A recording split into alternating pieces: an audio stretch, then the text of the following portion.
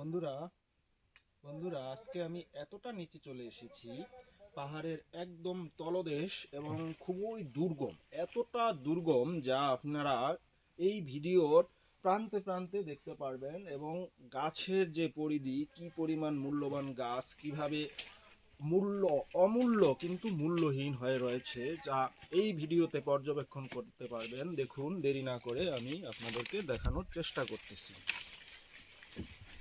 দেখুন, দেখতে থাকুন কতটা গভীর, দুই পাশে খাদ আর জঙ্গল, লতাপাতা এবং প্রত্যেকটা মুহূর্তে ভয়ের উপদ্রব রয়েছে। আসলে উপর থেকে পাহাড় যতটা সুন্দর দেখায়, নিচে গেলে ততটা ভয়ে শিহরণ জাগায়। দেখুন কি রকম একটা অবস্থা, চারিদিকে লতা পাতা জড়ানো, কে জানে কোন গাছের সাথে ভয়াবহ সর্প লুকিয়ে থাকে। বেগতিক অবস্থা, খুব নিচে চলে এসেছি। স্থানটা দেখুন যে কি একটা অবস্থা, কতটা গভীর। পাহাড়, পাহাড়ি গাছ, আসলে উপর থেকে পাহাড় যতটা সুন্দর দেখায়, নিচে গেলে ততটা ভয়ে শিহরণ জাগায়।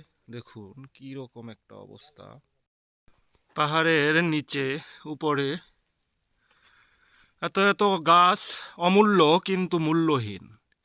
যেই মূল্যের পড়ে রয়েছে সূর্যের আলোটা। দেখুন, জঙ্গল এতটাই তীব্র যে ভেদ করে ভিতরে আসতে পারছে না।